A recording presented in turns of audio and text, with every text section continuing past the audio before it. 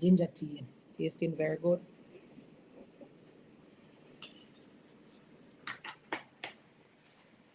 This one. Hey, how no do, boy? I'm telling you, it's hot, which is why I'm in white. Too hot. Okay. How many minutes are we into the hour? 7 minutes. We gotta go. Yes, ginger tea, Lady Sheena K. How you doing? Yes, I'm having ginger tea in one of my favorite cups given to me by somebody with my nice, beautiful photograph on it. I'm having ginger tea with my lavender nails.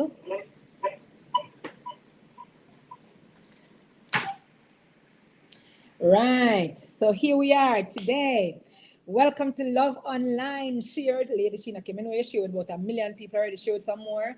And everybody else jump on. Now it's Love Online. It's Wednesday. And yeah, you need to be on. We're going to be discussing how to deal with issues of trust or how to rebuild the trust in your relationship. You know, Carla Dunbar Ministries International, we're all about marriage and family, sustainable relationships, because we understand that marriage is the bedrock of the family. It's the building block or the foundation of our human existence. And so we have to preserve it. And so in preserving your relationships and your marriages, we preserve the family. And hence we preserve our very existence here on earth. So share with a friend, tell a friend. Bishop is on. I won't be for long because I have an errand to run. So I need you to come on right now. Everybody like and share. Yeah, hit the notification bell. This is your midweek relationship top up. We talk about real issues that has to do with making your relationship more beneficial, both for you and your spouse and your children, of course. Right. So Love Online it is, right? Yes. And this is a wonderful week. Understand it's declared as Men's Health Week.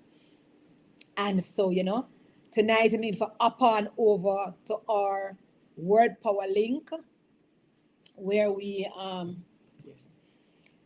going to be having Dr. Angel Cook talking about men's health. Yes. Me see who on hold on my glasses. The melody never cleaned my glasses before I came on. Yeah. So me see who on over here, son. Yeah. Mimi, yes. And Kiwanis, yes, please share the link. And Jan Andrew, share the link. Please share the link. Tell everybody to up on right now. I'm going to talk about trust. Just giving you a moment or two to share with everybody. Oh no do. It Ati, mighty God, look here. Everybody does start wear white. Let's make this a white summer. Yeah, let's make it a white summer. Because the time is just too hot for any other color. So we just have to just go white. Let's go white. Right? So good afternoon again. Bishop Dr. Carla Dunbar here. This is Love Online, your once per week staple that has to treat with relationship issues and helping you to preserve and sustain marriage and family. That's what we do at Carla Dunbar Ministries International. Right? And so we want to talk today about another very poignant topic, and that is treating with trust, rebuilding trust in your relationship. This is important. And this is important across all spheres, whether it's intimate partner relationship or family relationship or even friendship relationship, because a lot of times trust is eroded. Something happens, confidentiality is breached. Many things can erode the trust in a relationship, right? And so I think it's important that we talk about that today and see how best we can navigate ourselves around it.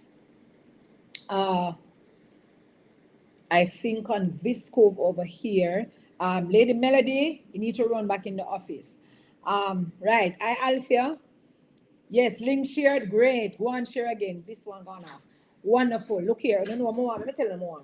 I want one of those laptops, I want the part that you put on where you can have multiple screens. Are you here?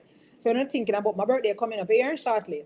But that's what I tell you now. Yeah, because I need to be more efficient at this thing and have multiple screens that I can watch, so I don't have to have a phone over here and another laptop over here. Yeah, I can just put it onto this MacBook here. So make it Mac compatible here. Yeah. Nothing inferior around here. Right. So we can get to do this thing properly because we soon matriculate got a podcast, right? Cool, no man. So we're talking about trust today. What it is. What do you do when the trust that you share is eroded, right? And what does trust mean in the relationship that you have? And when do we feel doubt and uncertainty? And what do you do about that? And then how can we strengthen our confidence in our bond that we share as couples, as friends, as family? How can we do that? That's what we want to look at today, right? So I know we have this old adage that we like to say, it has to be earned trust. Like forgiveness, we think it has to be earned as well. But let me first start off by saying I think trust is a choice. Just like forgiveness, it is a choice that you make to trust the individual. You're sitting on a chair right now, you made a decision to trust the chair that you sat on. You take a taxi, you make a decision to trust the driver so them can carry you go where you want to go. So it's really a choice that you make. Your partner or your family member is no different. It's a decision that you personally ultimately make. Because when you got married and you stood before that marriage officer, you made some promises on the premise of your trust.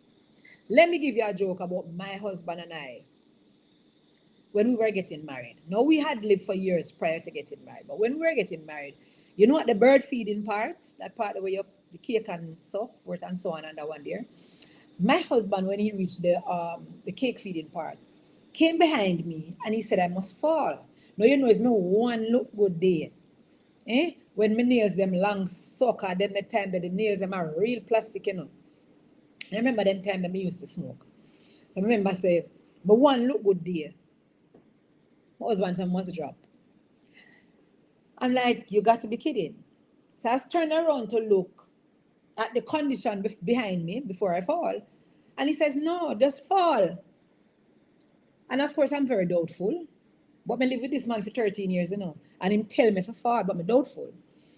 And then he whispered something to me. He said, if you can't trust me now, you have to trust me for the rest of your life. Fall. And I said, but that me say, because I stand up in front of pastor now and me make pledge, give you my life. I have to learn to trust you. So I close my eyes just in case I drop and dirty up the nice white dress. I'm nice. Then my time I look here, I did have wet and wavy curly ear something. If you have ever seen my wedding pictures, perhaps you need to ask me to take out the album one day. And my husband caught me on my way down, not too far down, and then he came over me from behind with the cake in his mouth and fed me my cake. That was our bird feeding style, right? So what he was teaching me was how to trust him, and I've learned that lesson and it has stayed with me, right? Now it had to be a choice. That's why I said it was a choice. He told me, but I had to make a decision to trust him on the premise of the assurance that he gave me that he was behind me to catch me. We have to learn to do that in our relationship. Trust can be eroded. We know infidelity, that can erode trust. We know lack of confidentiality. Like I hear a lot of couples say, boy, I tell my partner this, and when me and them cuss them, take it back and tell me. It's the worst of its sort, by the way. That's so low, like dog low. Right? For somebody to tell you something in confidence and you tell them back. So a lot of persons are in relationships where lack of confidentiality, infidelity, those two major things, let me just use those two major things, can erode trust. Now, I use the analogy of the coconut tree or a palm tree. Those two trees resemble. Them not have no limb for when you climb those trees to hold on, to help you to maneuver easily. So it's very hard, very difficult to climb a coconut tree or a palm tree. You have to be very, very good. Because you step in at the tree. Hard to build trust, just like as hard it is to climb the tree. That's how hard it is to build trust. Because it's going to take time. invested in that relationship to build the trust. But guess what? Trust is just as easy to break. If you are to fall out of that tree as opposed to falling out of a mango tree or apple tree, that limbs are there to break your fall. If you're falling out of a coconut tree or a palm tree, a one fall, budoof, and you drop. That's how trust is. When trust is broken, one broke and it breaks, right? And so the process has to start all over again, like climbing back that tree to rebuild the trust. Now, depending on what happened and what the kind of relationship is, it depends on the kind of things that you use. Because you have to see broken trust like a wound created. Like when you cut somebody, you create a wound. And a wound doesn't heal in a day, even if it's a scrape. It takes care and attention for that wound not to become a sore. So the treatment that you apply to the wound determines whether or not the wound is properly dressed. And I've seen many, many persons in counseling, husbands and wives, who have forced well wounds. So it looks like it's well, the scar is over it, but if you touch the scar, it hurts still because the wound was not properly dressed. I have been properly healed from many of the fracases that has been created in my relationship with my husband because of how he treated my wound. He ensured that he applied the right treatment, the sensitivity, the care. He didn't minimize, how I felt, my feelings about whatever he did or whatever happened, right? He paid attention. He was sensitive to my hurt, right? He didn't say, well, me not do it no more, so forget about it. I mean, initially he said that, but then he later understood that just because you have passed it don't mean that I have passed it. And so he applied himself very well in dressing the wounds in our relationship to the extent that I am healed. Have I forgotten the things that were done? No. Elephant brain women have, we not forget nothing. But they don't hurt me when I think about them anymore because I am properly healed. I don't resent him when I think about any of the things that he has done, right? Now, for some people, it might not be infidelity and it might not be confidentiality. It may be just things that you have happening in a relationship, like money, for instance. Your partner not trust you enough, they not give you a lot of money, and these things, and it builds resentment. It creates offense and it builds resentment in your relationship. And all of those things can erode the credibility of the trust in your relationship. Sorry, right? But I am convinced that it can be rebuilt, right? And so we have to be open to acknowledging our feelings, talk about them. We don't want to be vulnerable because we don't want nobody hurt you again. But look here now. You can't be in a relationship where you and the man put head pan pillar, the woman put head pan pillar. You can't be vulnerable with them. This is the person that sees the most grotesque expression on your face when you're having an orgasmic experience. Be vulnerable. You have to take a chance. Everything in life is a risk. You have to take a chance and be vulnerable and be open to acknowledging your feelings. Yeah, with the person. Let the person know. So now when couples come to me, I say to them, share with each other how things have hurt you in the past. Don't accuse anybody of anything. No point no finger upon nobody. As a matter of fact, reframe. Don't say this is what you did. This is how I felt when this particular thing happened. So acknowledge your feelings and just be a little bit vulnerable. If I even take your time to be vulnerable, be vulnerable, right? And also, when I say this to couple, go home and have this conversation of sharing for me. Because I don't believe that your intention was to hurt your partner. I think your partner got hurt in the process. But I don't think you intentionally set out to hurt your partner. So one of the things we can do is assume that your partner has good intentions. Assume that your partner has good intention. We tend to be very judgmental and self-righteous, like we know members say. We are also imperfect. But once we're looking on the other side, we see the imperfect person over there, so. And we get very judgmental about that person. Right? But what about seeing a little tops of good in your partner and assuming that your partner has good intention. Yes, because that will help you to see your partner in a good or a better light, right? And then communicate the key issues, because a lot of the times we get lost in a rubble. This is what happened today, but we're gone back 16 years ago. Do you remember when? And then we get drowned in that 16-year ago conversation, and the present issue is not even looked at. So what about communicating the key issues about your relationship where you're having issues, so that it can come to the fore? And remember now, it's not to be an accusation, it's to be a sharing conversation where you're sharing with partner the concerns that you have about these particular issues, whatever they are. Don't ramble. Ladies, we ramble a lot. We talk a lot. And the Bible never tells us that our husbands listen to what we say in the same way that we expect or intend. The Bible said they observe. So they are going to observe, first of all, how you talk to them. That is what will win them. That's what won my husband, how I spoke to him with respect, even when I thought he didn't deserve it, because of course, if my husband was a perfect husband, he was still not perfect, right? But I assumed that he had good intentions about some things. When I ended up having 3 blender and 3 toaster, because as many times as he did something wrong was as many times as I was going to get an appliance, till I have a sign now in my kitchen that says I only have a kitchen because it comes with a house, so that he gets the picture, right? But that was his means of apology. So I assume he has good intention. So I don't always see the bad in him. I see the good in him. And then I learned over time how to share the issues that I am having in the relationship, where I don't think that I am treated the way that I think I should be treated. By the way, ladies and gentlemen, some of you don't know how you need to be treated. You need to know that, because if you don't know that, nobody else will know that for you. And if you don't know that, you won't know if you're getting it, right? So communicate the key issues that you're having in the relationship. So what I said so far, I shared 3 things. I said, communicate the key issues.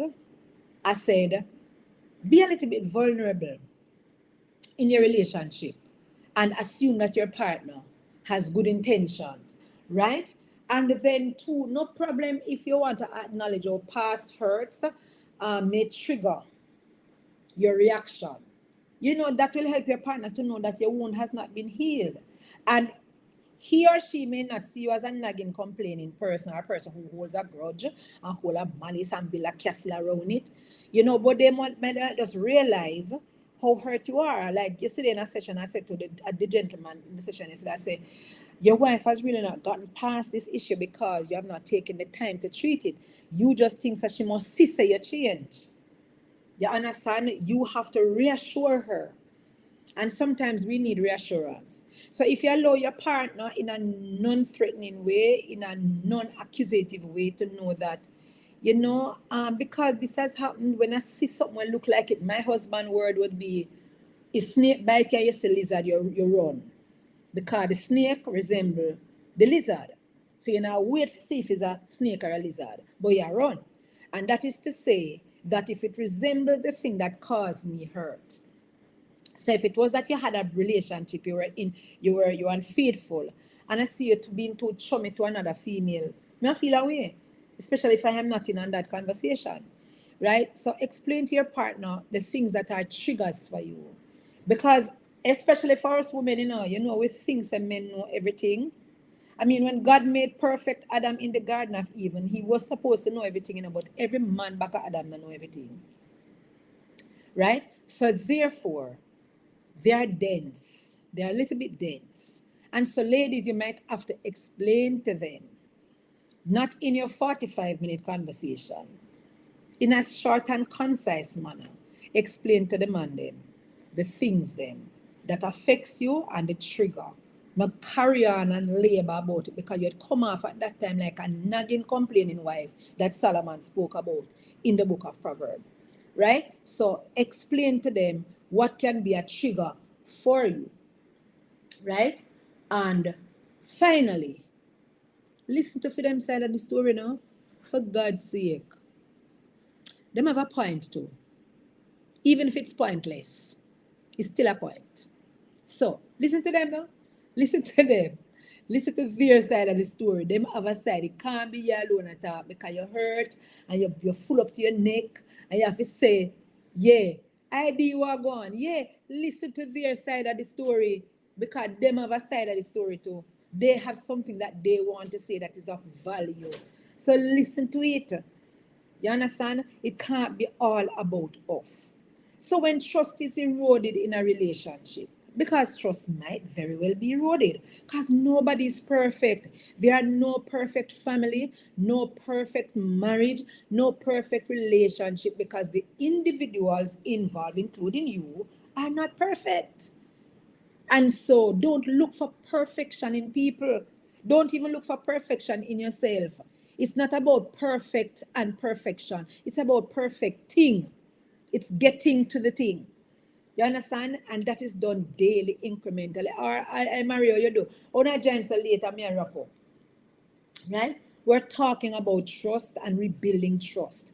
We're talking about the fact that trust can be eroded, then there can be uncertainty in your relationship, whether it's a husband and wife relationship, a family relationship, a friend relationship, how you can rebuild that trust. And I cited 5 things. I don't know if it's not bright congress person on the live want to type in one of the things. But the last thing I dealt with was listen to your partner's side of the story. It's important to listen to their side of the story. Help them to understand what your triggers are. Because sometimes they don't know, especially if it's men. Hey, Marsha, how you doing? Wow, England are going, girl. Stay up, let me soon come look for you. Right. Right? Help them to understand what the triggers are because them who don't understand that this resembles that. So help them to understand that. Be a little bit vulnerable too and talk about the things that are affecting you and don't ramble about the things of 10 years ago. Don't bring them into the present. There's a way to share and hear to listen. I think one of the week I want to talk about communication styles. Right? So yes, I think that was 4th of the 5. I can't remember the first one. I said be open and be a little bit vulnerable in a relationship. I say assume that your partner, oh yes, assume that your partner has the best intention, that they have good intention, that their plan is not to hurt you and to harm you. It happens because offense is not given, offense is taken. We are the ones who take offense. It's not that it was given to us. It is taken from whatever the situation is. So trust can be restored. It might be hard like climbing the coconut tree and the palm tree, but if you persist, eventually you can climb the coconut tree or the palm tree. But you just have to know that something can happen in a moment that can have you falling from that place of trust, like falling out of a coconut tree or a palm tree. And then you have to start the work of rebuilding it all over again. Myself and Elder have done it numerous times, right? And we have gotten to a place where the trust right now, I think, is irrevocably. But then, we're not taking nothing for chance. We are working every day at it to ensure that it is maintained and sustained. So I encourage you to just do the same thing, right? I hope you learned something from today. Now, this week is declared as Men's Health Week. And so tonight on Word Power, we're going to have Dr. Andrel Cook, who's going to be in the room talking to us about men issues and facilitating questions. I'm asking all the women to join the men because you know them not asking a question, but I want Uno to come with the question for them and ask the question so that they can get the answers that they need, that they will not ask because them ego too high. Right? So be on Word Power tonight at 7:30, and if you are not in our WhatsApp group for Word Power, just ask us to send the link to you, and we will send the link to you so that you can join tonight and hear about our men's health because it's important. If we have to, hey Tez, yeah, how you do? Yeah. So yeah, we're talking about men. So Tezara, come and ask a question them tonight for the rest of Monday when I ask a question. ID Brown, how you do? Right. So we're talking about rebuilding trust, and I trust you got something from that. Now, on outside of tonight and the Word Power, where Dr. Angel Cook will be sharing, Sunday coming, we have Sounds from the Garden.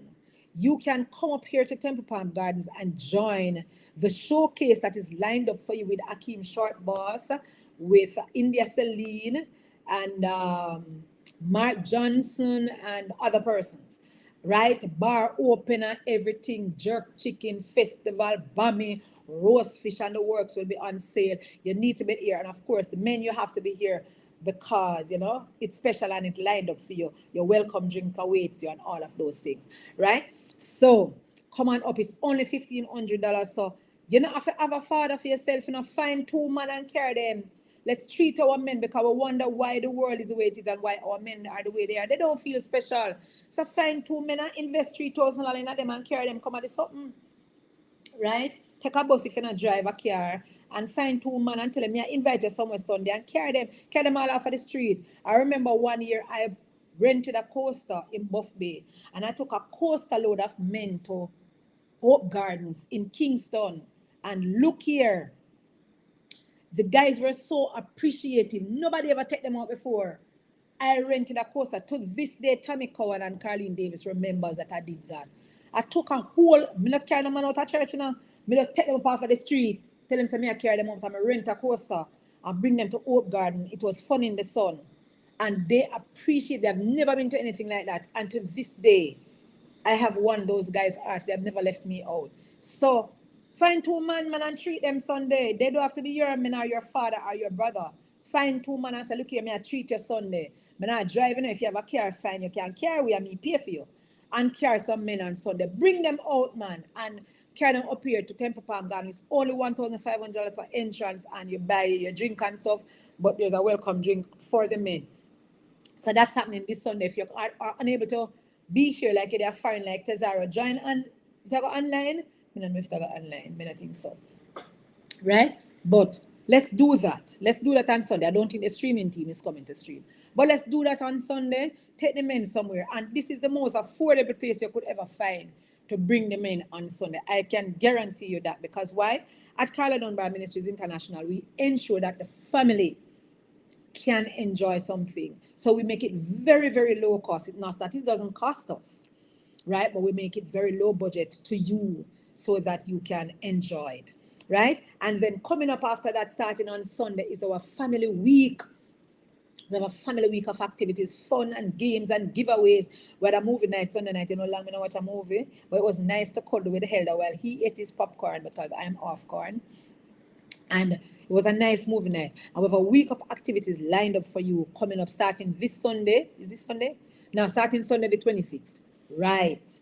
Lined up here for you because we know at LTMI, CDMI, we are a family ministries. All right. Enough said. We have tickets here for the Sounds from the Garden. Call the office at 876-782-7646 and book your ticket. And just set yourself, so I pay for 5 man. Me I carry 3 man. Just we take out the men. If we want to see a change, be the change you want to see. Get some men and pay for them. Tell them just up and put on them nice clean clothes and meet you somewhere and carry them go somewhere. Carry out some man. And let us be the change we want to see in our world. All right? As for me, I am running out because I have some tokens to take care of for our men. So I'll see you next time. Same place. Love online. God bless you.